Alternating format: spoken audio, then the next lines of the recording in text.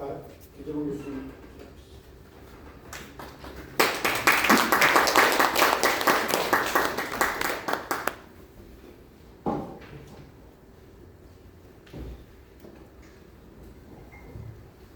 반갑습니다. 이재원입니다.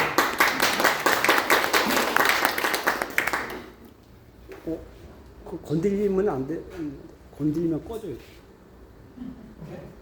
그 건드리면 손 건드리면 꺼진다. 뒤에 있는 줄이 저 불안해가지고. 탁자 뒤에 숨는 걸 싫어합니다. 나름대로 평화 운동, 통일 운동을 추구하는데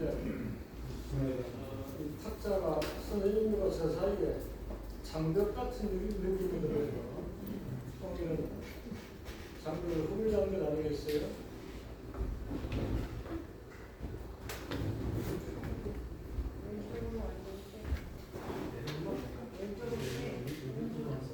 우리나라 사람들이라면 남쪽에서든 북쪽에서든 존경하지 않을 수 없는 동양 영녀사 기념회에서 말씀드리게 참 영광스럽습니다.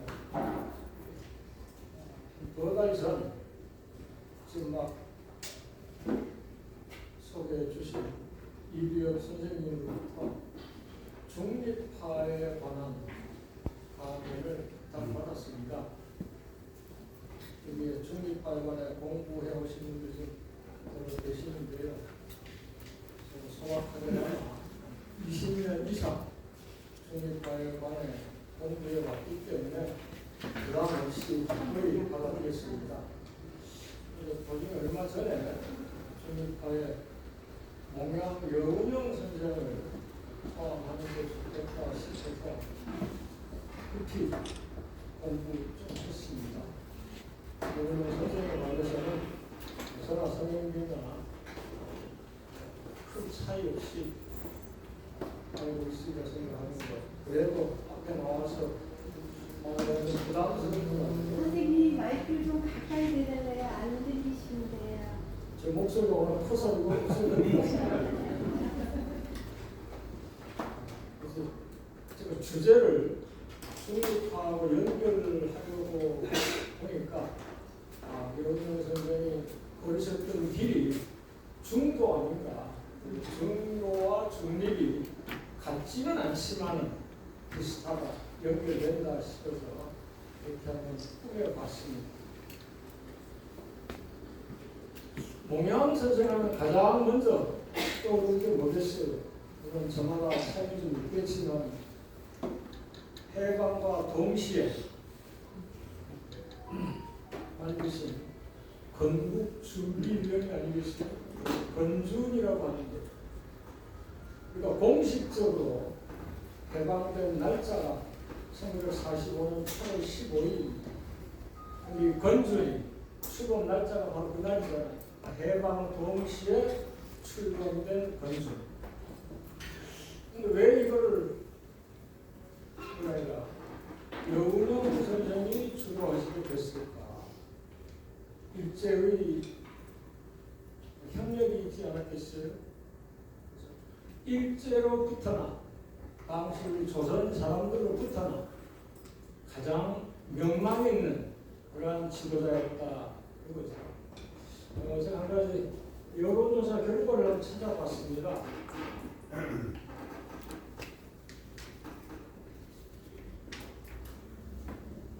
이거 잘 안 들리네요. 이거 자료 하고 계시나요? 네. 구력에 성구회라는 단체가 있었다고 해요. 성구라는 잡지를 펴냈답니다. 여론조사를 실시했는데 여론조사 항목이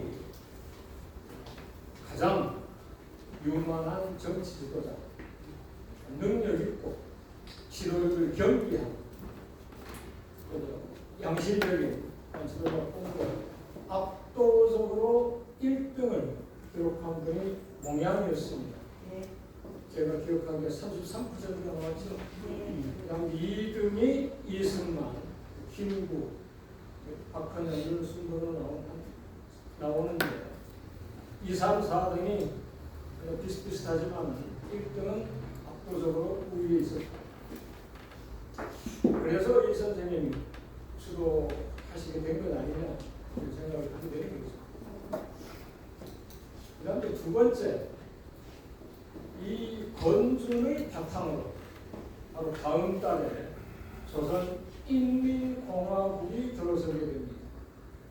우리가 인공이라고 부르는데 이제 젊은 사람들은 북쪽에 있는 조선민주주의 인민공화국과 동일시하는 경향이 있는 것 같아요. 제가 대학에 있을 때 북한의 정식 국호가 뭘까 공부 좀 했다는 친구들이에요. 조선인민공화국으로 쓰는 경우가 많았습니다. 비슷하죠. 그래서 둘 다 인공이라고 불릴 수가 있는데 이름은 비슷하더라고요. 전혀 다른 조직이죠. 그러니까 여운형의 인공은 해방 직후 45년 9월에 세워진 거고 지금 북쪽에 있는 조선민주주의 인민공화국은 그로부터 3년 뒤에 48년 9월에 세워지잖아요. 근데 여기 이름이 생겼잖아요. 인민공화국. 요즘 북한의 국호와 관련해가지고 조선민주주의 인민공화국이니까 어떻게 북한에서 민주주의라는 말을 쓰고 공화국이라는 말을 쓸 수 있느냐 이런 얘기가 많이 나와요. 제가 공부해온 정치학 분야에서는 정의하기 가장 어려운 말 가운데 하나가 민주주의입니다. 말 그대로 하면 백성이 주인이 되는 정치 이념 아니겠어요? 민주. 민주주의는 우리만 민주주의라고 생각해요. 잘못됐죠. 민주주의는 종류가 많습니다. 범위가 넓어요. 지구상에 약 200개 국가가 있는데 거의 모든 나라가 민주주의라고 합니다. 우리 남쪽은 이승만 12년 독재나 박정희 18년 독재나 전두환 7년 독재나 변함없이 48년부터 지금까지 헌법 1조에 민주공화국이라고 명시하고 있습니다. 헌법에 의한 민주주의. 북한은 우리보다 더 민주주의입니다. 나라이면서도 민주주의를 내세우고 있잖아요. 민주주의 종류와 뜻이 다른 거죠. 우리 남쪽이 지향해온 것은 개인의 자유를 최고의 가치로 삼는 자유민주주의. 북쪽은 인민의 평등을 우선시하는 인민민주주의. 근데 그 당시 인민공화국이라고 했단 말이에요. 인민이라는 말 역시 마찬가지입니다. 동무라는 말도 그렇고요. 그 무렵까지는 남쪽에서나 북쪽에서나 인민이라는 말 아주 보편적으로 썼습니다. 국민이라는 말은 일제 잔재가 묻어가지고 우리가 회피하는 말 아니었어요? 저도 국민학교에 다니다가 제 아들이 들어가니까 이제 초등학교로 바뀌었습니다. 90년대 중반이었죠. 인민이라는 말이 참 아름다운 건데 그걸 북쪽에서 즐겨 쓰는 바람에 우리 남쪽에서는 아직도 쓰지 못하고 있습니다. 동무라는 순수한 정겨운 우리말도 친구라는 얼치기 한자로 하고 쓰고 있습니다. 참 잘못됐어요. 근데 그 당시 동아일보가 우리가 나라를 세우기 전이니까 우리가 나라를 세운다면 어떤 국호가 가장 적합할까요? 그런 설문조사를 실시했더라고요. 조선인민공화국이 지금 기록을 한 70% 정도 된 걸로 알고 있습니다. 정확한 수치는 모르겠는데 대한민국은 한 20% 정도 있을 거예요. 그렇잖아요? 그러니까 인민공화국이 대한민국보다 압도적으로 우위에 있었다. 이와 관련해가지고 아까 여운형 선생님이 그 정치 지도자들 가운데 가장 존경받는 명망 있는 지도자라고 했는데 이번에 사회주의잖아요. 공산주의 물도 좀 마셨고, 한국 전쟁을 통해서 우리가 공산주의라고 하면 치를 떨게 됐지만 그 전까지는 사회주의, 공산주의가 너무나 사회적이었잖아요. 일제하에서 공부 좀 했다면, 속된 말로 공부를 좀 마셨다면 사회주의, 공산주의에 빠져들지 않을 수도 없었잖아요. 그래서 좀 이따 바로 밑에 여론조사 결과가 나옵니다. 이건 미 군정청에서 실시한 여론조사입니다. 이건 제가 오랫동안 인용해 왔기 때문에 그 수치를 좀 기억하고 있어요. 앞으로 조선 사람들이, 이제 조선 인민이었죠. 조선 인민들이 자치 정부를 세우게 된다면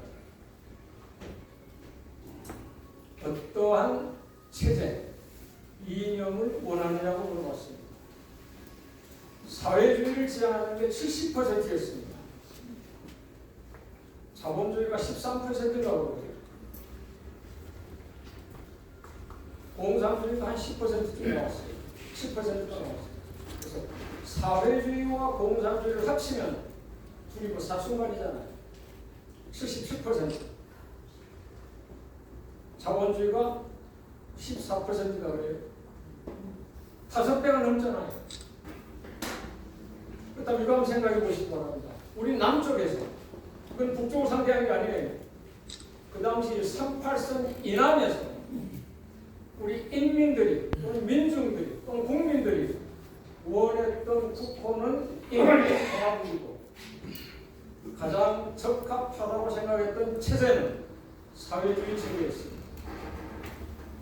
그런데 결과적으로 남쪽에는 1948년 8월 자본주의를 지향하는 대한민국 정부가 들어서고 48년 9월 38 이북에서는 사회주의를 지향하는 조선민주주의 인민공화국이 들어섰습니다. 우리 남쪽 인민의 정서를 대변한 곳이 북한 되는 거 아니에요? 이거 한번 생각해 보셨어요? 우리가 그러니까 해방정국의 이러한 상황이었다는 것을 다시 한번 아시고 오늘 영명 선생님 한번 되돌아보시고 그러한 정치적 상황에서 영명 선생이 걸었던 길이 우리도 귀에 익숙한 좌우 합작, 남북 합작이었습니다. 지금은 사회주의가 완전히 왼쪽으로 치우친, 흔히 우리 사회에서는 극좌로 치부받고 있지만 그 당시에는 사회주의가 아주 보편적이었잖아요. 그 당시 여론조사 결과가 보여주듯이 여운형 선생 입장에서는 극좌로 치우친 공산주의도 껴안고 그게 이제 이북과의 협장이죠. 오른쪽에 있는 우파 껴안고 이게 바로 이제 좌우 합작 아니겠어요? 그래서 제가 아까 중도라는 말을 쓴 겁니다. 여운형의 중도. 그래서 이 여운형의 구상을 제가 크게 세 가지로 한번 나눠봤어요. 먼저 1단계. 굳이 뭐 단계 순서가 있는 건 아닙니다. 첫 번째는 그 당시 해방 직후 우리 남쪽에는 정당이 수백 개 출현했습니다. 우후 축순처럼 특히 미소 공동위원회를 앞두고 미소 공동위원회에서 제 정당 단체 대표를 초청한다니까 이렇게 초대받기 위해서 수많은 단체가 생겼죠. 그런데 그러한 수많은 정당 가운데서 소위 좌파 정당이라고 할 수 있는 게 세 개가 있었습니다. 가장 조직이 큰 게 1925년 들어선 조선공산당이죠. 우리는 역사책에서 조선공산당에 대해서 공부를 못했어요. 우리는 공산당, 공산주의 하면 김일성이 해방 후에 가지고 온 사상 이렇게 생각하기가 쉬워요. 일제하에서 또 평양이나 서울 땅에 생긴 게 조선공산당 아니에요? 1925년.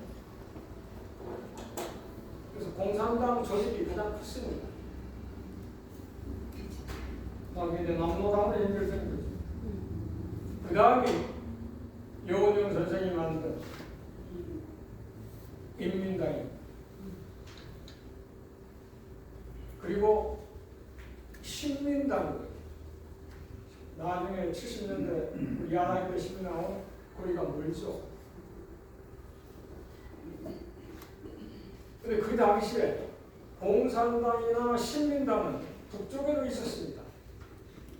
남쪽의 공산당은 박근영이 이끌었지만 북쪽의 공산당은 김일성이 이끌고 있었죠. 남쪽의 신민당은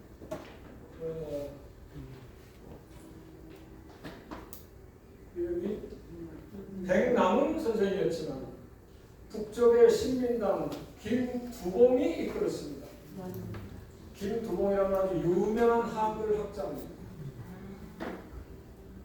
이건 우리가 좀 알 필요가 있어요. 흔히 최현배 선생의 가장 유명한 제자 혹은 주시경 선생, 우리는 최현배를 뽑습니다. 하지만 최현배보다 앞서 제자가 바로 김두봉이죠. 한글 학자가 만주로 건너가는 일제치하에서 나라를 빼앗겨서 말도 빼앗기고 있는데 지금 이 과정에서 한글 연구가 무슨 필요가 있냐고 일단 나라를 되찾은 다음에 한글 연구해야 되지 않겠냐 이런 취지였겠죠. 그래서 중국에 건너가서 흔히 중국 공산당 산업, 그러니까 중국 공산당 당시 연안에 있었기 때문에 연안에서 독립운동을 펴죠. 그래서 이분을 연안파라고 합니다. 연안파 대장, 북쪽에서 신민당을 끌고 있었죠. 그래서 여운형이 이건 남쪽에 정당, 좌파 정당 세 개가 있는데 공산당, 신민당은 북쪽에 되어 있다. 인민당은 북쪽에 있기 때문에 북쪽에도 인민당을 만들어야 되지 않겠느냐 북쪽에 제안을 하는데 저대로 실현되지 않았습니다. 아무튼 남쪽의 좌파 정당 세 개가 합당하자. 이걸 추진한 거예요. 그 다음에 이제는 오른쪽 또는 중도 우파와 합작해야 되지 않겠느냐. 그 대상이 우리 귀에 익숙한 김규식입니다. 근데 김규식 하면은 좌우 합작 이렇게 떠올리잖아요. 그 다음에 가장 오른쪽 우리가 극우라고 표현할 수가 있겠죠. 김구와 이승만이 포함됩니다. 김구를 극우주의자라고 하면은 좀 반발하실 분이 생길지 모르겠습니다만 당연히 이인영 지금 좌우 이인영 생각하는 극우 아니에요? 오른쪽 자본주의자? 김구하고 이승만은 차이가 있었습니다.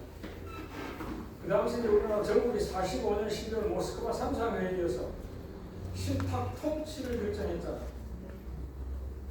이것 때문에 우리 사회에서 창탁운동, 반탁운동, 극심한 대립을 이뤘습니다. 이게 좀 잘못 알려졌어요. 지금 이제 많이 알려져 있습니다. 동아일보가 왜곡을 한 거죠. 어떻게 왜곡을 했느냐? 미국은 조선의 즉시 독립을 원하는데 소련이 5년간 신탁 통치를 주장해가지고 그게 받아들여졌다 이런 식이었죠. 제가 가진 자료에 의하면 저는 미국 자료를 많이 가지고 있습니다. 늦어도 1943년 초부터 루즈벨트는 한반도, 그 당시 이제 조선이죠. 신탁 통치를 구상하고 제안해 왔습니다. 처음에는 한 4, 50년 하겠다고 했어요. 그 표본이 필리핀입니다. 1898년 스페인과의 전쟁에서 이기고 스페인이 식민지였던 필리핀을 차지하게 됐잖아요. 그러니까 1898년부터 필리핀을 통치해 보니까 동양의 미개한 사람들이 자주 독립정부를 가지려면 한 4, 50년은 걸려야 된다. 은둔의 나라 조선도 마찬가지 아니겠느냐. 그래서 50년 신탁 통치를 러시아에 제안한 겁니다. 스탈린이 거부했어요. 그건 무슨 신탁 통치가 필요하냐. 뭐 꼭 해야 된다면은 짧을수록 좋다. 그래서 두 번째, 우리가 잘 아는 얄타 회담이라고 하죠. 45년. 예루살렘가 4, 50년이 길다면은 절반 정도 2, 30년 신탁 통치를 실시하죠. 스탈린이 여전히 너무 길다. 신탁 통치가 아니라 스탈린은 후견제를 꿈꿨습니다. 신탁 통치는 잘난 나라들, 미, 영, 중소 4개 나라가 저런 사람을 이끌어가는 것이지만 후견제라고 하는 것은 조선 사람들이 자치위원회를 만들어가지고 앞서 나가면 뒤에서 밀어준다는 거죠. 그러니까 앞에서 이끌느냐 뒤에서 밀어주느냐의 차이가 나는 거예요. 소련은 후견제를 주장했습니다. 그러다가 모스크바가 잘 아는 1945년 12월 모스크바에서 세 나라 외무부 장관이 모여가지고 타이완에 부대예요. 미국은 그때까지도 조선을 10년 신탁 통치하자고 했습니다. 5년씩 2번, 5년 한번 해보고 5년 더 하자. 근데 이제 소련 측이 10년 2번 할 거 뭐 있느냐? 5년 한 번만 하자. 그것이 통과된 겁니다. 그것이 이제 잘못 알려져가지고 김구를 필두로 우리 사회에서 반탁 운동이 거세게 전개되지 않았겠어요? 우리가 35년 동안 일본 식민 통치받은 것도 서러운데 또다시 여기 강대국 지배를 받으라는 소리다. 총 파업도 하고 금년 반대 투쟁을 벌였잖아요. 그 과정에서 그 사회에 극심한 사회 혼란이 생기죠. 참탁과 반탁. 이제 사회주의 공산주의에 논다는 사람들은 참탁 입장이었잖아요. 저는 좀 혼란이 있었습니다. 그래서 여운형이 뭐라고 했냐면은 일단 반탁 진영에 있는 이승만과 김구를 놓고 볼 때 김구는 끌어들여야 된다. 왜냐? 비록 반탁 입장에 있지만 단독 정부까지 찬성하는 건 아니다. 남북 통일해야 된다고 그래도 선발선 넘고 그랬잖아요. 이승만은 단독 정부를 추진했습니다. 이승만 너무 멀리 갖고 가는 거죠. 그래서 이승만은 배제하고 김구는 포함시킨다는 게 여운형의 좌우 합작 구상안이었습니다. 그 다음에 이제 남북 합작은 남쪽에는 이미 46년 2월에 조선 임시인민위원회가 설치됩니다. 임시정부나 마찬가지죠. 그러니까 역시 소련 사람들은 우리가 이제 소련 군정이라고 하는데 엄밀히 말하면 소련 군정이 아니죠. 조선 사람들로 하여금 앞장서서 통치하도록 하고 자기들 뒤에 있었던 거예요. 실제로 조선 임시위원회 이름으로 온갖 개혁 조치를 실행해 나갑니다. 가장 대표적인 게 바로 토지개혁이었죠. 그리고 토지개혁을 포함한 온갖 개혁 조치를 실행. 그래서 여운형에게 남북 합작의 대상은 바로 조선 임시위원회였죠. 그 임시위원회를 김일성과 김두봉이 이끌었습니다. 공산당의 김일성이 위원장,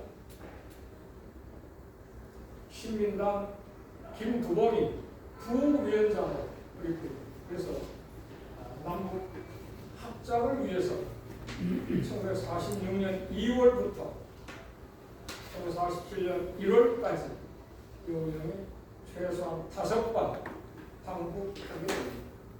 가서 주로 김일성, 김두봉을 만나는 거죠. 그래서 3단계잖아요, 이렇게. 1단계가 일단 좌파 정당 합당. 2단계는 남쪽에서 좌우 합작. 그리고 이제 3단계 남북 합작으로 통일. 빼버리세요. 이거 필요 없으시죠? 네. 자료집 보시면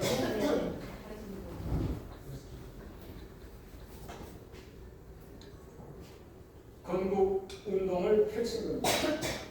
근데 이게 실패했어요. 1단계부터. 그러니까 좌우 합작, 남북 합작의 가장 기본 남쪽의 세 좌파 정당이 합당하는 거.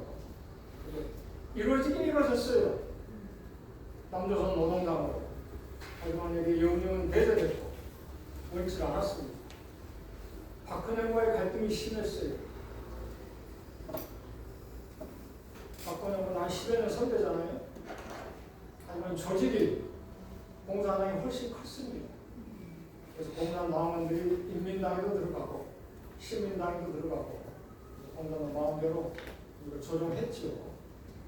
영령이 여기에 불만을 품었고 그다음에 더 큰 건 노선 투쟁이 있었습니다. 박근혜는 물론 그럴 수밖에 없었어요.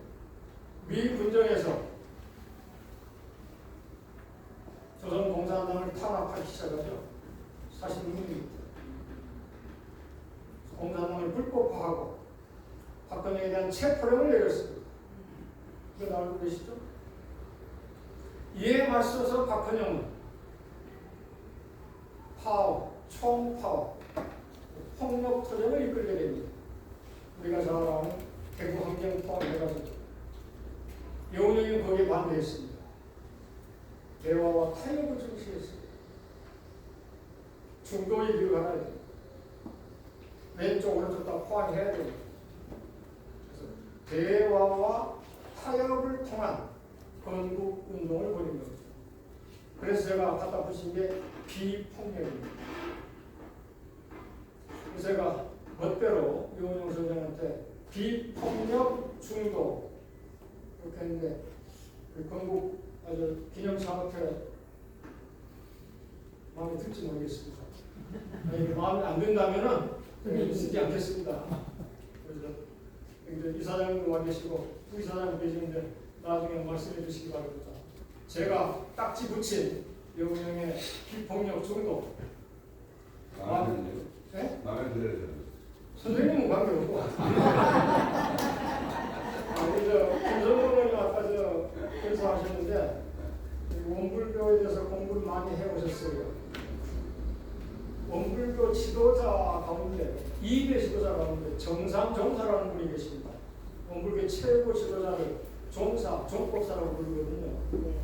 그분이 45년 해방되자마자 종교인으로서 정치인도 아닌데 건국론이라는 소책자를 했습니다. 그 핵심이 바로 중도를 표방하는 거예요. 그래서 여운형의 중도와 정산의 중도 한번 연대해 보십시오.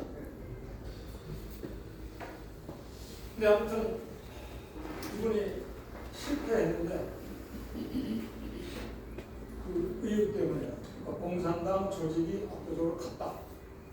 박근혜의 투쟁 노선과 여운형의 비폭력 운동 노선이 좀 달랐다. 때문에 갈등이 심해서 상당한 건 이루기는 했지만은 여운형 입장에서는 실패작이었다. 그래서 이분이 이 실패에 증명해가지고 46년 말 좌우합작, 남북합작 포기한다 하면서 정부의 은퇴를 선언합니다. 그리고 제가 아는 기록에 의해서는 5번째 또는 마지막 광복하게 됩니다. 옆에 가서 이분이 놀라게 있었어요. 남쪽은 얼마나 혼란스러웠어요. 미 군정 아래서 참탁이냐 반탁이냐, 단정이냐 단정 반대냐. 북쪽은 아주 안정돼 있었습니다. 임시위원회가 이끌면서 국가수립 준비를 해갔단 말이에요. 아까 말씀드렸듯이. 교육정책에 좀 관심이 있었던 것 같아요. 왜냐하면 유은영 선생이 바로 이 근처에 있죠. 47년 7월 감사당한 게 대화동 로탈이라고 하니까 대화동 로탈이 어딘지 모르겠습니다만 제가 서울 지게 워낙 지지해서요. 우리가 중에 해화동에 있잖아요. 이 근처 어디 있을 거예요. 기록은 그러니까 12번째 테러에서 당하셨더라고요. 아, 그러니까 해방 직후부터 극좌, 극우의 공동의 적이 됐다고 그래요. 그래서 집이 파괴당하기도 하고 자식들한테도 그러한 테러 위협이 가해진 모양입니다. 그래서 북쪽에 가서 보니까 우리 귀에 익숙한 망명대 혁명유자원, 혁명학원, 김일성 대학, 조선노동당 중앙대학 이런 것이 건립되고 있거나 운영되고 있는 걸 본 겁니다. 나라가 안정되고 교육 체계가 정착되고 있다 이거예요. 그래서 아하, 내 자식들을 평양에 보내서 여기서 교육받게 하고 싶다는 것을 김일성 마누라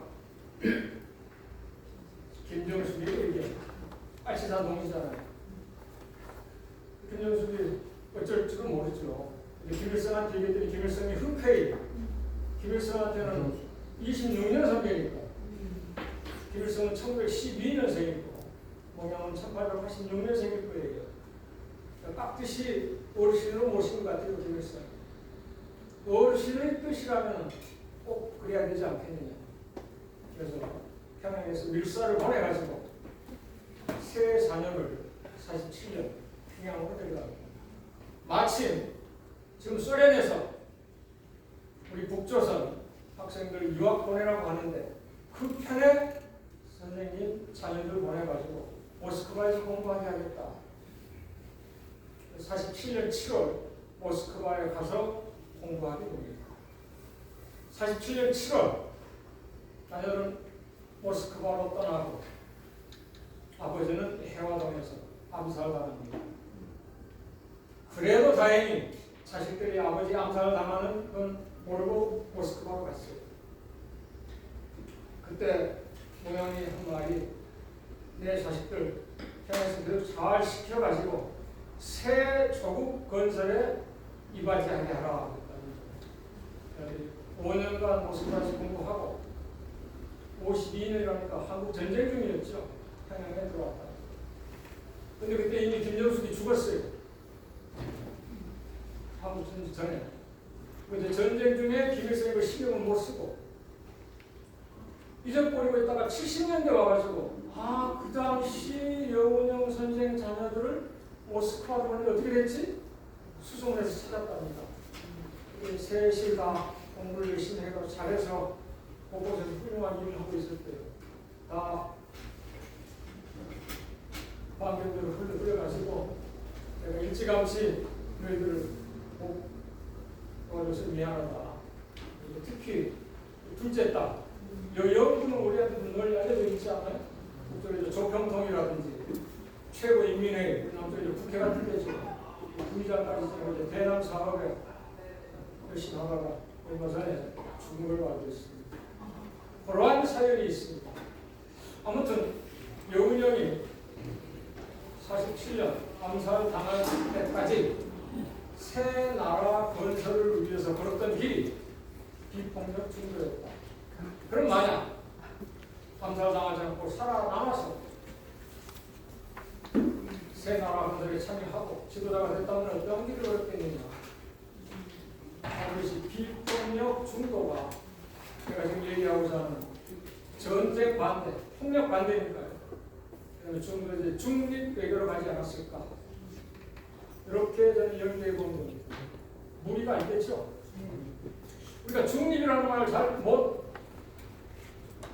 이해하는 경우가 상당히 많습니다. 중도를 한자로 표현하면 가운데 길이에요. 중도. 중립은 가운데 선다는 말입니다. 그런데 중도는 주로 이념 체제에서 가운데 서는 걸 의미하는 경우가 많습니다. 사회주의와 자본주의 사이에서 좌와 우 가운데서. 중립은 조금 다릅니다. 전쟁의 가운데 서는 겁니다. 중립이랍니다. 어느 쪽 전쟁으로 치우치지 않는 거예요. 전쟁에 개입하지 않는 것이 중립의 핵심입니다.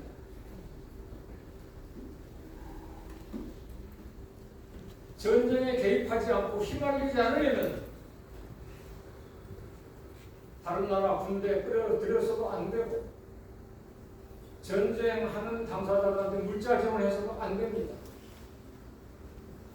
전시에만 어느 쪽에도 개입하지 않는 게 일시 중립입니다. 전시뿐만 아니라 평상시에도 전쟁에 휘말리지 않게 가운데 서는 게 영세 중립 또는 영구 중립입니다. 영세 중립이라는 말 많이 들어보셨죠? 그래서 중립의 의미는 전쟁에 휘말리지 않기 위해서 전쟁 가운데 서는 것입니다. 중립의 조건은 뭐겠어요? 다른 나라에 전쟁 물자를 지원하면 안 되고, 전쟁 기지를 제공하면 안 되고, 전쟁 편의를 도모해주면 안 되는 거죠. 그래서 다시 말해서 중립을 지향한다는 것은 우리나라에 있는 외국 군대 내보내야 돼요. 우리가 미군 철수하면은 항상 빨갱이가 돼버리잖아요. 그래서 우리 우회하는 길로 우리는 전쟁 반대 중립을 추구한다. 그러면은 조금 낫겠죠. 선생님들이 평화 통일을 너무 참고하시기 바랍니다. 중립이 우리한테 새로운 게 아니에요. 오랜 역사를 가지고 있습니다. 조선시대 말부터 시작됐습니다. 고종 때죠. 순종 때 이제 망해버렸고요. 그래서 1880년대, 90년대 중국과 일본 사이에서, 일본과 러시아 사이에서 일단 외국들이 조선을 놓고 중립 만들자 이렇게 흥정을 벌였어요. 중국이 흥할 때는 일본이 중립을 제안해서 중국이 거부했고, 일본이 흥할 때는 러시아가 조선을 중립으로 만들자 해서 일본이 거절했고, 우리는 전혀 모르고 외국이 그렇게 흥정을 했죠.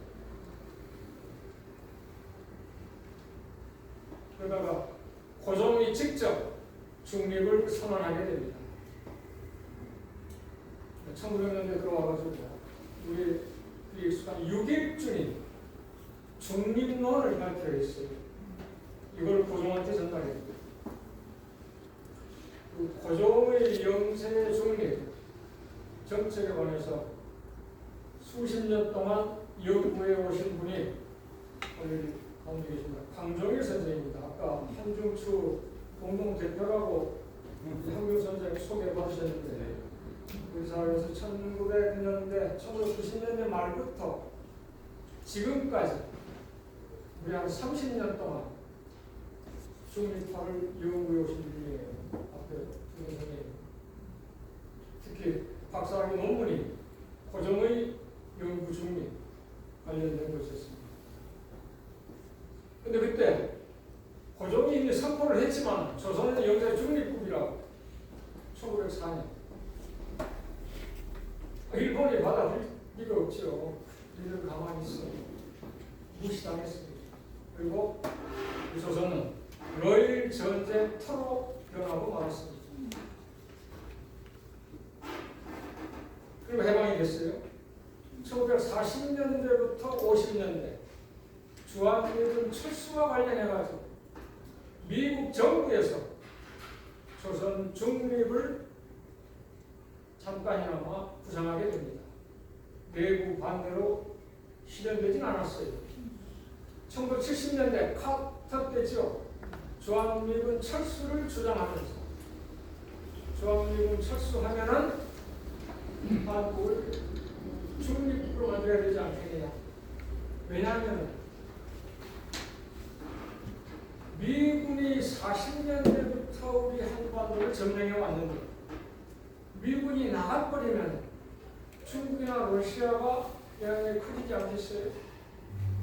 미국 입장에서 한번 못 치기는 싫고, 자기는 여기서 더 이상 머무르는 건 부담되고, 그래서 어차피 자기들이 떠나니까 중국이나 러시아가 개입하지 못하도록 하기 위한 발상이었죠. 그걸 실현되지는 않았습니다. 시민운동으로 사회에서 중립운동을 하는데 1960년 4월 혁명을 계기로 나타났습니다. 4월 혁명 직후 정계, 학계, 언론계 온갖 제정당 단체에서 통일운동 바람이 불잖아요. 그래서 민족 통일 촉진협의회가 이게 구성이 됐어요. 거기에서 내세웠던 것 가운데 하나가 한반도 중립화 통일이었습니다. 그때 나왔던 유명한 구호 가운데 하나가 가자 북으로, 오라 남으로, 만나자 화북으로. 그때 문인들도 많이 동참했어요. 50년대, 60년대, 70년대까지. 가장 잘 알려진 것은 서울대 교수였던 김수영 아시죠? 김수영의 시 제가 가장 좋아하는 게 있습니다. 인터넷에서 찾아보면 당시 서울대 교수인데 시인, 유명한 시인이에요. 이승만 그냥 아주 그냥 우스개로 만들었거든요. 가다오 나가다오 미군이고 소련군이고 제발 나가달라. 니들 누가 불렀느냐? 가다오 나가다오. 요거예요. 읽어보시기 바랍니다. 그러니까 외국군 철수하고 한반도 중립에 대한 뜻이에요. 최인현의 소설 광장이 바로 그런 거죠. 중립을 투과하잖아요.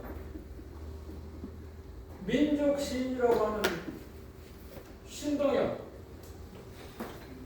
금강에서 장편서 사시잖아요. 중립을 노래하고 있습니다. 중예청에서 결혼한다는 이런 시도 있고 문인들이 상당히 활발했어요. 하지만 공개적인 운동으로는 61년 박정희 쿠데타가 일어나면서 중단되고 맙니다. 모든 민주화운동, 운동 등 지하로 들어가게 되잖아요. 1970년대 우리 정치인으로는 이런 거 좀 기억할 만해요. 김대중입니다. 71년 대선 운동에 뛰어들면서 김대중이 처음 대통령 나온 게 1971년이에요.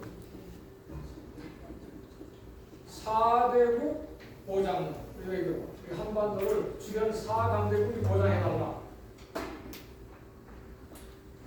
그러면서 내세운 게 중립이었습니다. 80년대 말까지도 언론 인터뷰를 통해서 우리 한반도는 통일되는 오스트리아식 중립하고 나가야 되지 않겠느냐 이런 이야기를 합니다.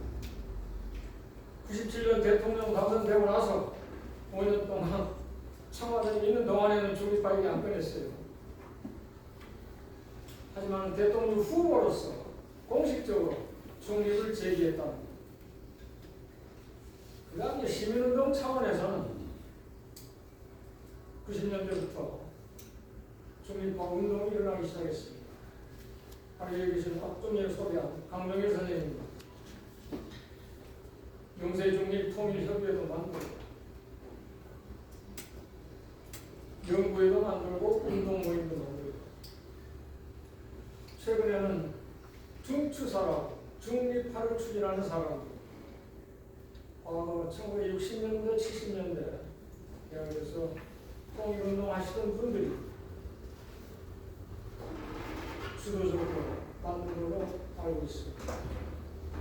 최근에는 우리가 중립의 본질인 전쟁 개입, 반대 이거를 위해서 이제는 북한이 아니라 우리 한국 중립화가 급하지 않느냐 공공조직도 생겼고 그 조직에 대표로 아까 설명한 한국수 선생님 참고로 우리가 이제 한반도 중립하면은 남북을 포함하잖아요. 북쪽에서의 중립화 운동에 대해서 말씀드리지 않을 수가 없는데 북한은 이미 1950년대, 60년대부터 중립을 천명했습니다. 공개적으로 내세운 건 1960년대 플럭 불가당 운동입니다. 플럭이라고 하는 것만 부사동사라는 거예요. 블락, 영어로 블락을 북쪽, 조절은 플락이라고 하는 거죠. 불가당, 가담하지 않는다. 그러니까 군사 동맹에 가담하지 않는다. 전 세계적으로 1950년대 중반 아시아, 아프리카 신생 동맹국들이 미국과 소련 동맹에 거부하는 그런 운동을 발전시키게 됩니다. 55년 인도네시아 반둥에서 열렸다 해가지고 반둥회의라고 하기도 하고 아시아, 아프리카 대표들이 모였다 해가지고 아시아, 아프리카 회의라고도 합니다. 이걸 바탕으로 1960년대 초부터 세계적으로 비동맹 운동이 전개되기 시작합니다. 그래서 비동맹이라고 해요. 동맹이라는 말은 군사동맹을 얘기하는 거예요. 우리가 한미 동맹할 때도 마찬가지입니다.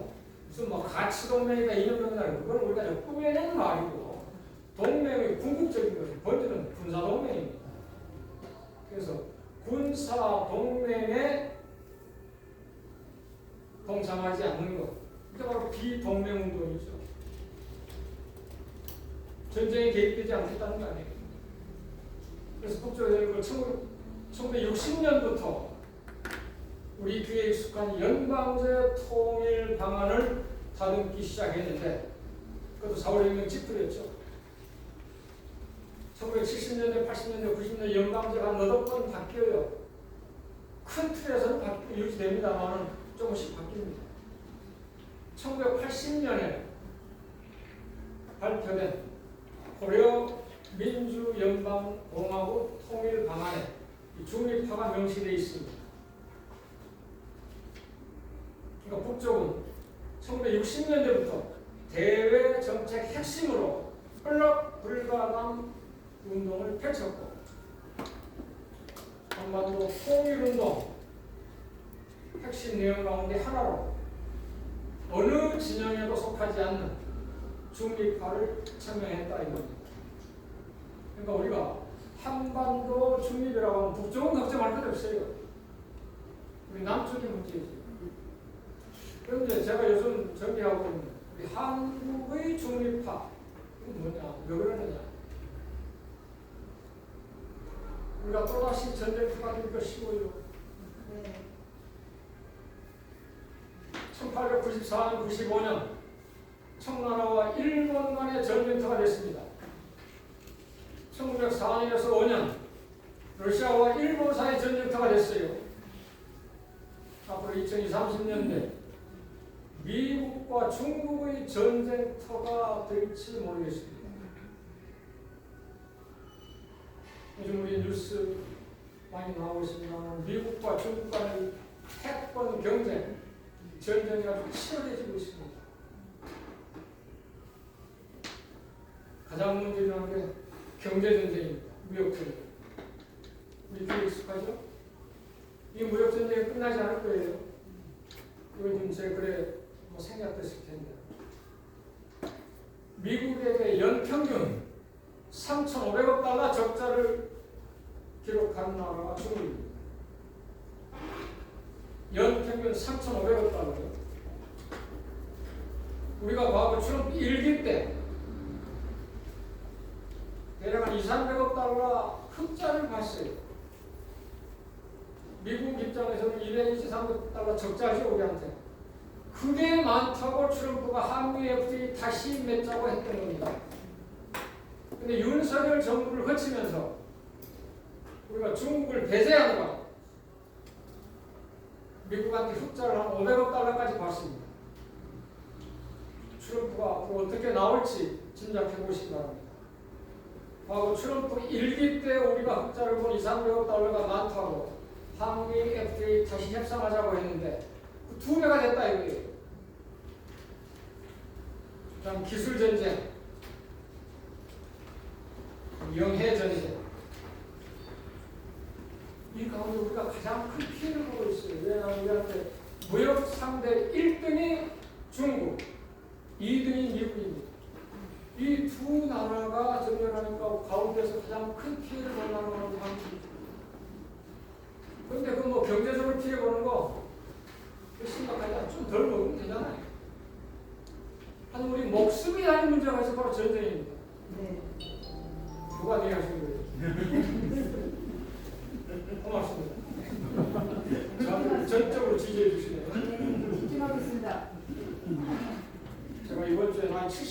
아직 100살까지 살고 싶어요. 전쟁이 일어나면 내일 죽을지도 모르잖아요.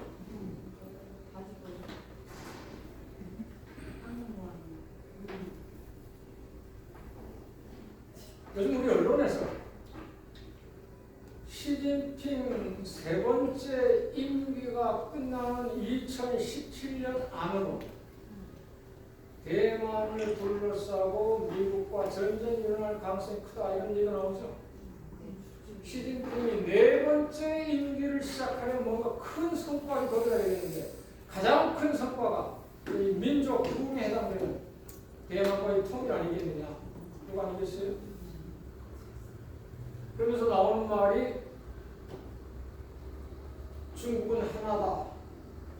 그 원칙을 세웠다는 거죠. 중국은 하나다라는 원칙이 언제 정해진 줄 아세요? 시진핑이 이번에 정한 거 아닙니다. 무려 50여 년 전 1972년 미국과 중국이 최초의 정상회담을 통해서 합의한 내용입니다. 인터넷에 한번 찾아보세요. 샹하이 커뮤니케라고 합니다. 72년, 23년 전이에요. 거기에서 중국은 하나다 원칙이 나옵니다. 중국은 하나는 무슨 말이겠어요? 대만은 독립국이 아니다. 대만은 중국의 일부다. 이런 말이죠. 네. 그래서 70년대 유엔 안보리 상임이사국 5개 가운데 하나를 차지하고 있던 대만이 쫓겨나고 중국이 그 자리에 들어가게 됩니다. 미국과의 합의에 바탕을 둔 것이었죠. 72년. 근데 1979년 미국이 대만 관계법이라는 걸 만듭니다. 영어로는 타이완 액트라고 하는데 대만이 독립국은 아니지만 대만의 안보가 미국의 안보에 아주 치명적이다 이거예요. 그래서 대만 안보를 위해서 대만의 첨단 무기를 팔아야 된다 이거예요. 그 당시에는 미국 때 중국이 힘이 없을 때니까 항의는 했지만 대놓고 반대는 못했죠. 79년. 그리고 79년 미국과 중국이 관계 정상화를 이루게 됩니다. 그러니까 미국이 한편으로는 중국과 수교를 시작하면서 다른 한편으로는 대만 관계법을 만들어가지고 대만에 무기를 팔아먹어 왔다 이거예요.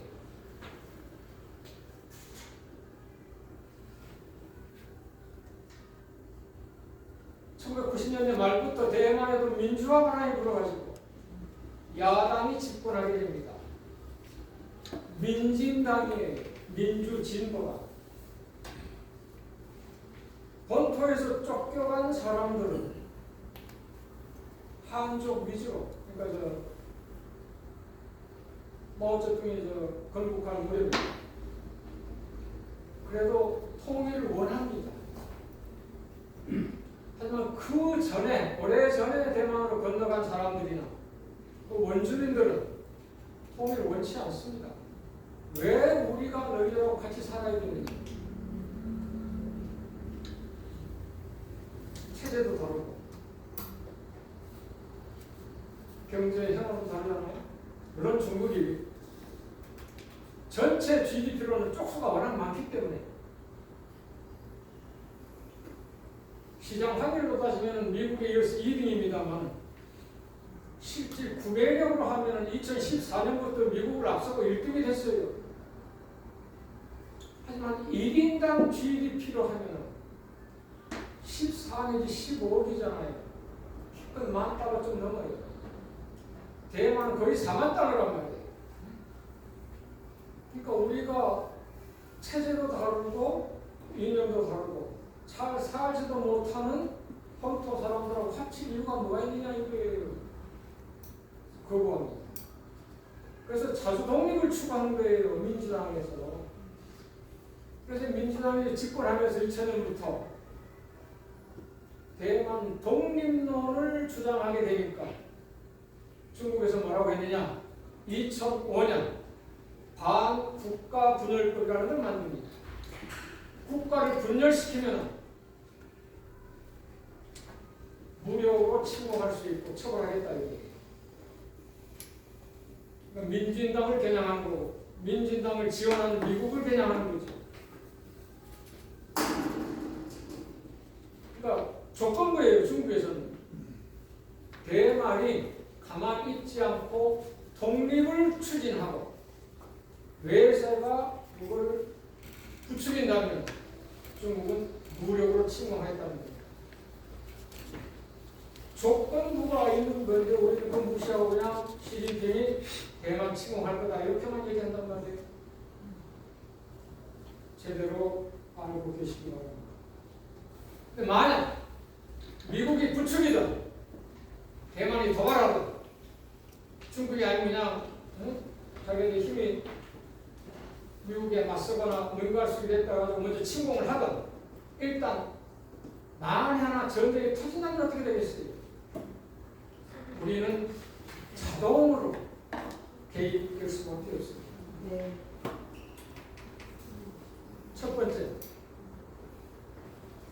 주한미군 기지 때문에. 과거 주한미군의 역할이 북한의 남침을 견제하고 저지하자고 할 때는 휴전선을 따라 있었습니다. 서쪽 강화도에서 동쪽 고성에 이르기까지. 지금 평택으로 이사를 갔잖아요. 요즘 우리 언론에 많이 보도되고 있습니다만 전략적 유연성, 육군 중심 북박이로 있는 게 아니라 해군, 공군 중심으로 한반도 밖에도 나가겠다는 것 아니에요. 그거는 중국이 개념하는 거죠. 평택 기지는 어떤 곳이냐? 미국이 가진 전 세계 해외 기지 가운데 가장 큰 겁니다. 그 중국에 가장 가까이 있습니다. 중국 가장 가까이 세계 최대 미군 기지가 있는데 중국과 미국 사이 전쟁이 터졌다. 중국이 여기 안 때릴 수가 있을까요? 한국군이 가든 안 가든. 네. 두 번째, 경상북도 상주에 사드가 있습니다. 고고도 미사일 방어 침대라고 하죠. 높은 고도, 지상에서 100km에서 150km 사이에 상대방 미사일이 떨어질 때, 치솟을 때랑 떨어질 때 거기에서 쏘아 뜨린다는 거예요. 근데 그게 어디를 겨냥하는 거겠어요? 거기에 따라온 레이더가 중요합니다. 레이더가 있어야 2, 3,000km 딱 내다보고 저쪽에서 미사일 쏘네? 대응할 거 아니에요. 그 레이더가 중국까지 1000km밖에 되지 않습니다. 우리 거리가 서해 건너서. 그러니까 중국의 미사일 기지를 훤히 들여다볼 수 있는 거죠. 그래서 우리가 사드 설치할 때 북쪽에서는 남한인데 중국에서 남이 부린 거 아니에요? 우리가 보호당했고.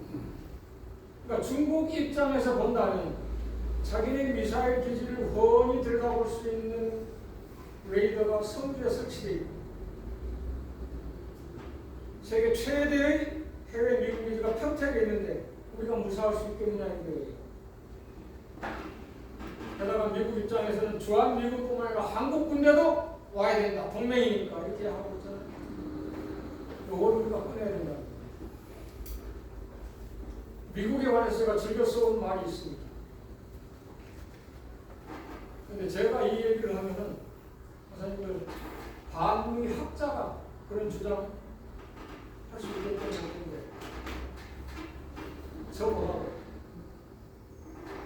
2019년에 있었던 이야기입니다. 2019년 미국 현직 대통령이 트럼프였습니다.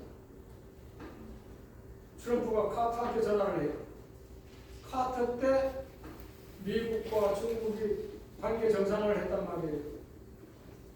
그 관계 정상화 때문에 중국이 저렇게 급성장해가지고 지금 미국을 위협하고 있다. 카터한테 불만을 터뜨린 거예요. 카터가 대답합니다. 중국은 지금까지 전쟁을 하지 않았다. 미국하고 관계 정상화하고 나서 모든 돈을 건설에 쏟아부었다. 그 예로 고속철도를 수만 킬로미터 깔았다. 우리 미국은 거의 모든 돈을 전비에 쏟고 있다. 독립해가지고 지금까지 240년 동안 미국이 전쟁에 개입하지 않은 16년밖에 안 돼. 그래서 세계 역사상 가장 호전적 국가가 되었다고 했습니다. 카터가 트럼프한테 직접 한 말이에요. 영어로 그대로 보면 the most warlike country in the world history. 세계 역사상 가장 호전적 국가. 미국의 전직 대통령이 현직 대통령한테 한 말입니다. 그래서 제가 이제 더 붙여가지고 미국은 전쟁을 통해서 나라를 세웠습니다. 75년, 76년 독립전쟁이죠. 전쟁을 통해서 영토를 확장했습니다. 우리가 말하는 서부대책입니다. 서부대책이라는 말 잘못했어요. 그 원주민 수백만 수천을 학살했잖아요. 그 수백만 이상의 원주민 학살이 어떻게 개척이라고 미화될 수 있어요? 전쟁을 통해서 패권을 차지했습니다. 아까 말씀드린 1898년 스페인과의 전쟁, 1945년 일본과의 전쟁, 전쟁을 통해서 패권을 유지해 왔어요. 그래서 이 지구상에서 전쟁 가장 좋아하고 가장 많이 하고 가장 잘하는 나라가 됐습니다. 이런 나라가 우리가 군사동맹을 맺고 있어요. 군사동맹은 두 가지 측면이 있어요. 첫 번째는 동맹국 덕분에 전쟁을 피할 수 있는 겁니다. 우리 군사력이 약해서 조선이나 중국이나 러시아가 침략하게 된다면 미국이 그걸 막아주는 겁니다. 우리는 지금 이것만 생각하고 있습니다. 두 번째, 동맹국의 전쟁에 휘말리는 겁니다. 그러니까 미국 덕분에 전쟁을 피하는 것과 미국 때문에 전쟁에 휘말리는 것과 어느 쪽 가능성이 크겠어요? 그런데 군사동맹을 맺으면 공동의 적이 필요합니다. 동맹의 적이 필요하잖아요. 공동의 적이 어딜까요? 우리는 한미동맹을 이승만 정부 때부터 지금 이재명 정부까지 한미동맹 없이 못 살겠다고 해요. 그러나 대부분의 국민 여론이 다 그렇고요. 주한미군이 언젠가는 물러나가야 되겠지만 북한이 핵무기를 가지고 있는 한 안 된다 이런 여론이 치대적이에요.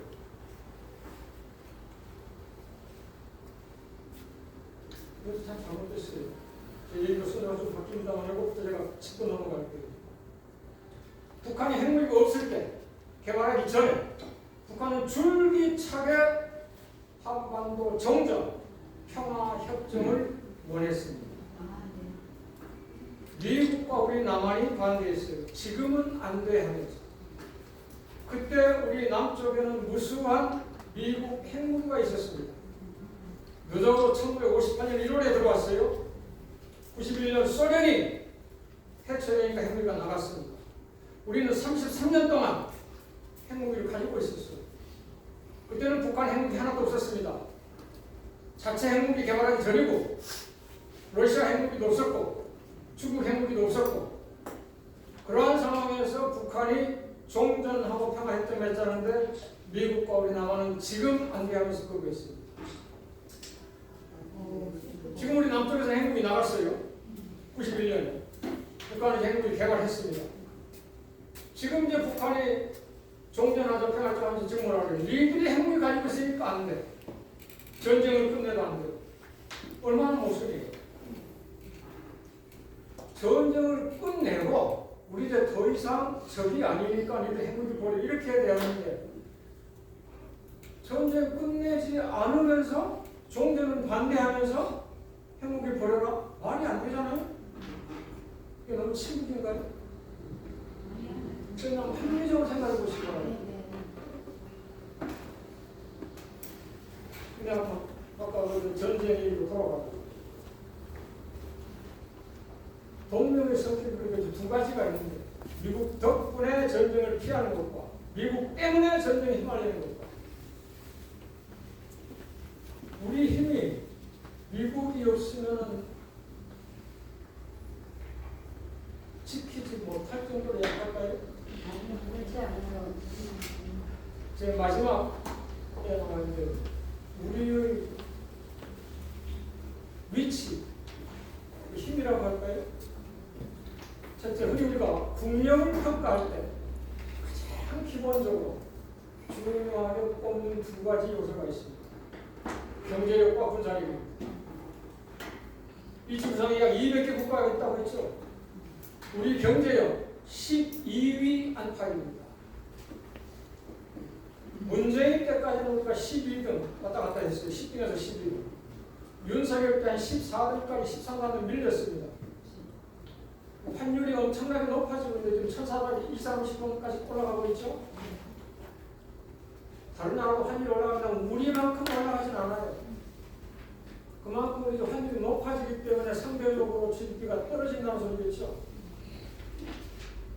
14억원을 떨어질지 모르겠어요. 그러더라도 우리 평균 12등 정도를 유지하고 있습니다. 이 정도만 해도 대단한 거 아니겠어요? 지구상에 200개 국가 가운데 12등이면 톱 6% 안팎입니다. 군사력, 물론 여기 군사력은 우리가 이제 재래식 군사력을 얘기합니다. 왜냐하면 핵무기, 생물무기, 화학무기, 그리고 여기가 대량 살상무기라고 하잖아요. 요건 어떻게 측정할 수가 없기 때문에 이거 보면 무의미하다 이게. 그래서 재래식 군사력은 우리가 세계 5등 내지 6등입니다. 200개 국가 가운데 가서 국가 가운데서 5등, 6등이다. 톱 4, 5% 안에 듭니다. 경제력은 세계 12등 또는 6% 안팎. 이제 맞죠? 6% 안팎. 네. 군사력은 세계 5, 6등 3% 안팎. 기술력, 문화력 세계 최고 수준이잖아요. K-팝, K-극소 이런 거죠. 그래서 우리 종합 국력이 세계 10위 정도 됩니다.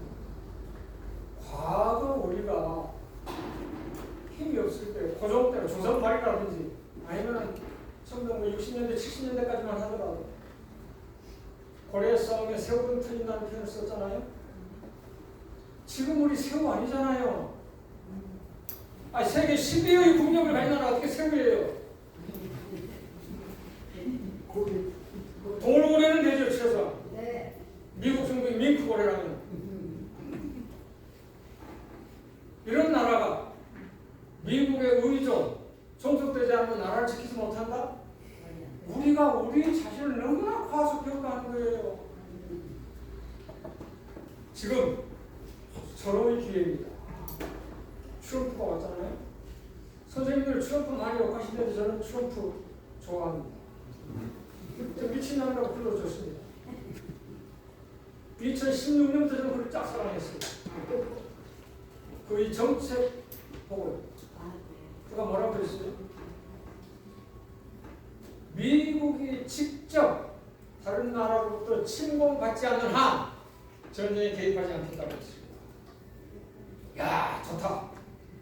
주한미군 감축, 철수할 수 있다고 했어요. 좋다. 그래서 그때부터 네가 아무리 성차별, 종교차별, 인종차별 일삼는 개망나이 같아도 전쟁 한 번이라도 덜 한다면 주한미군 철수할 수 있다면 나 지지한다. 그렇게 된 거죠. 지금도 마찬가지입니다. 3,500억 달러를 내라고 하거든 5천억 달러를 내라고 하죠. 그거 응하지 않으면 되는 거예요. 이를 통해서 미국의 민낯을 보고 있잖아요. 트럼프처럼 스스로 미 제국을 떨어뜨린 사람이 어디 있겠어요? 이런 기회를 이용하자 이거예요. 만약에 윤석열과 트럼프가 같이 가는 건 최악이겠죠. 하지만 트럼프한테 큰소리 칠 수 있는 이재명이 들어섰으니까 이제 좋은 길이 아닙니까? 더구나 얼마나 좋아요. 과거에는 은밀하게 미국의 국방부 문서에다가 주한미군 역할 변경을 제시해놨어요. 주한미군은 북한이 아니라 중국을 견제하고 봉쇄하기 위한 것이다. 이제는 미국의 당국자들이 국방부 장관을 포함, 이제 전쟁부로 바뀝니다.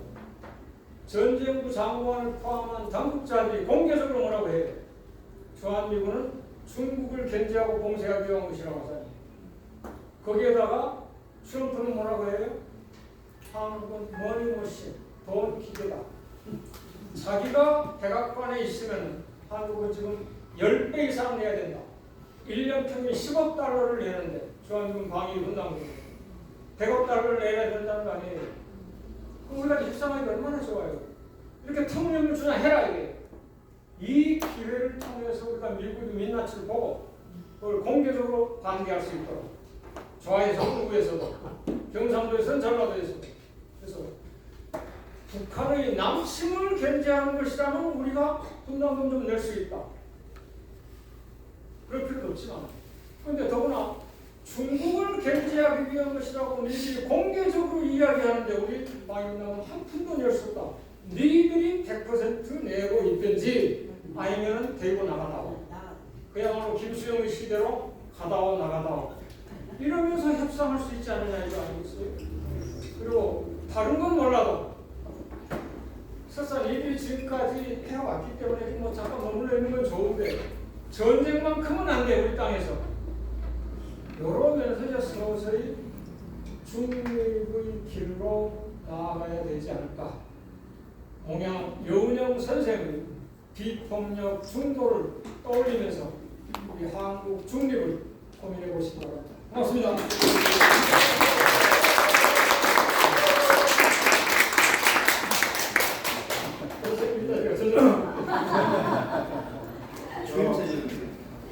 신의용과 수양입니다. 제 이름이 이기영이니까 이분식 조사만 질문하셨던 손 들어주세요. 네, 김정근 교수님. 질문보다는 이재명 교수님이 외교부 장관을 하시면 제 얘기겠다는 생각은 어떻게 생각하세요? 두 가지로 안 됩니다. 첫 번째는 제가 그저께 딱 70을 채웠습니다. 아니 100발 70 노인이 무슨 장관 하겠어요. 그 다음에 제 자식들이 미국에 있습니다.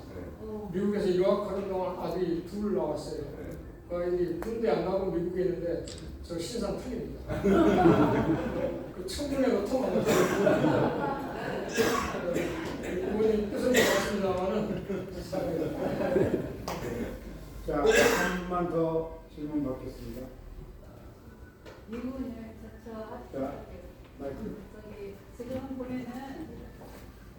지금 보면은 우리가 미국의 민낯을 보여줬다고 그러는데요. 지금 보니까 저는 그런 게 관심을 가졌다고 했는데도 그런 거 몰랐어요. 이 대사관 뭐 렌트비도 안 낸다면서요. 1조 얼마라면서요. 근데 일본은 다 봤는데요. 근데 우리는 왜 그러고 있냐고. 근데 우리나라 대사관이 미국에 가 있는데 그건 다 된대요. 그래서 제가 제 친구들한테 그랬어요. 우리는 이제 조이리를 쫓아내고 나면은 우리는 미국 대사관 앞에 가서 데모를 해야 된다. 렌트비 내놔라. 이건 시민운동이 할 수 있는 것이다. 그랬더니 그러자고 그랬거든요. 이 대사관에 앞에 가서 데모를 해서 시민운동을 하면 효과가 있지 않을까 저는 생각합니다. 저 질문하신 분 혹시 노감 임대업 하신 거? 아니, 저는 임대업하고는 관계가 없고요. 제가 이재명 대통령하고 오래전 교류를 좀 해왔습니다. 성남 시장할 때 성남 시청에다 강연하면서 같이 밥을 먹게 됐어요. 그때부터 교류를 해오고 있는데 제가 김정은 의원님 말씀하신 것처럼 외교부 장관은 아니지만 대외 정책으로서 이건 정말 중요하다. 그래서 조심스럽게 글을 보냅니다. 이제 내 의견과 주장은 무시해라. 나는 미국 측 자료를 그대로 보낼 테니까 내 의견 주장은 무시하고 자료만 참고해라. 당신 주변에 공부 많이 똑똑하고 훌륭한 참고들 많이 있을 텐데 다양한 자료를 접해봐라 하면서 조금 참고를 하는 것입니다. 그 다음에 대통령 성격에 조한미군 철수, 한미동맹 해체 할 수 있을 것 같아요. 하지만은 하면서 얘기했듯이 나는 꼭 나를 지지한 사람뿐만 아니라 반대한 사람들이 대통령이기도 하다. 그리고 제가 그런 말을 한 적이 있거든요. 조한미군 철수, 한미동맹 해체 이것까지 나가려면 총맞을 각오해야 되지 않겠느냐. 우리 내부에서 암살당할 수도 있고 영영이 그랬듯이 외부에서 CIA 총을 맞을 수도 있고 그런 각오 없이 어떻게 그런 일을 할 수 있겠느냐 제가 그 얘기를 한 적이 있습니다. 근데 이제 아직 반년 정도밖에 안 됐잖아요. 반년도 안 됐죠 아직. 그래서 5년 임기 중에 반년도 안 됐기 때문에 상당히 조심스럽게 지금 당장 조한미군 철수는 하면 해제 나오면 바로 암살당하죠. 그래서 남북관계 개선하고 지금 일단 정동영 장관 제가 개인적으로 친분이 없었어요. 장관 되고 나서 제가 보기엔 잘하더라고요. 풍선 날리는 게 맞고 방송 중단하고 그래서 전화를 연락을 했습니다. 지지한다. 저 드릴 수 있는 건 얼마든지 돕겠다 하면서 거기도 그런 생각을 가지고 있는 것 같고요. 국정원장 이종석 씨도 그런 뜻을 가지고 있는 것 같고요. 흔히 이제 자주파라고 하잖아요. 갑자기 추진하면 팔이 생기지 않겠어요. 제가 보더라도.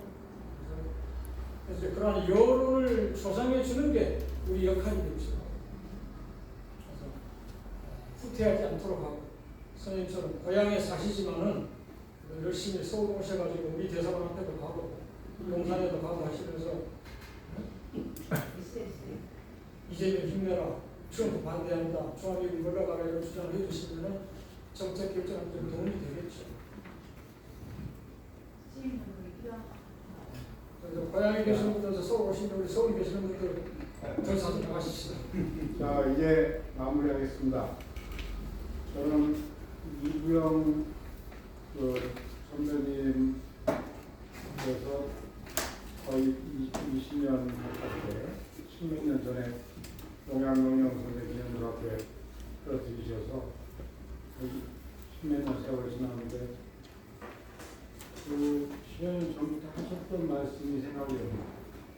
이부영 선생님 말씀이 네 가지. 그 길, 일본을 극복하고 용미, 일본을 미국을 이용하고 신중, 중국과 가까이 지내고 연러, 러시아와 연대. 그 길, 용미, 신중, 연러 이게 인류의 나라를 한 이야기를 하셨던 걸 생생하게 기억하고 있습니다. 그래서 오늘 목양평화자에 그래서 저 말씀 쭉 들으면서 계속 그 말씀 생각이 나는데 참 이 목양농협 심사 앞에서 목양평화자 오늘 중립화에 대한 그런 신중국가를 느껴서 정말 고맙습니다. 그리고 아까 제대로 소개를 못해 주셔서 이 한반도 중립화 연구소의 강종일 소장님 잠깐만 인사. 네,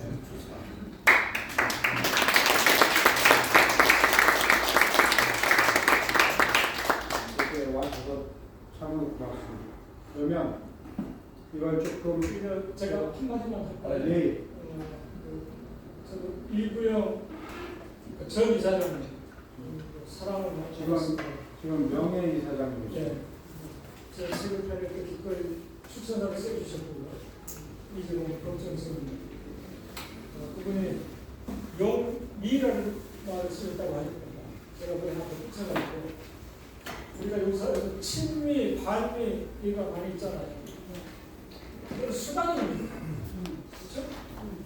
그러니까 한쪽에서는 친미도 하고 우리가 저항민군 철수 한미동맹 해체를 주장하더라도 미국을 적으로 만들자는 건 아니에요. 한쪽으로는 친미도 하고 미국이 잘할 때는 미국이 잘못할 때는 반미도 하면서 궁극적으로는 미국을 이용할 수 있는 활용할 수 있는 영미로 가자는 것도 제 주장입니다. 그런데 더 중요한 게 있어요. 친미나 반미라는 수단을 제대로 하기 위해서는 미국을 제대로 알아야 됩니다. 그래서 그 중요한 건 지미입니다. 지미를 바탕으로 상황에 따라서는 친미도 하고 경우에 따라서는 반미도 하면서 궁극적으로 영미하자. 이부영 선생님 얘기에 제가 하나 좀 알겠습니다. 말씀 듣고 나니까 김진이 해쳐서 자 이거 좀 치워주시고 앞에 나와서 사진 한번 찍으세요. 이 부자 날씨로 오늘 중앙에 와서 고맙습니다.